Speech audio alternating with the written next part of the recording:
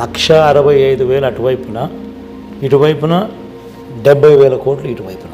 మనం ఏదైతే చెప్తున్నామో అది చేయగలుగుతామా లేదా అనేది సమస్య. 1,65,000 కోట్లు ఆయన చెప్తా ఉన్నాడు కదా, నేను కూడా 1,65,000కు ఇంకా నేను కూడా ఇంకో 10,000 ఎక్స్ట్రా యాడ్ చేసి 1,75,000 నేను చెప్పొచ్చు. చెప్పడం చాలా ఈజీ. నేను ఆల్రెడీ 59 నెలల్లో చేసిన గవర్నెన్స్ ద్వారా దేవుడి దయతో ఆ క్రెడిబిలిటీ అనేది ఎస్టాబ్లిష్ అయింది. కానీ అబద్ధం చెప్పడం కరెక్ట్ కాదు. చేయగలిగింది చెప్పాలి.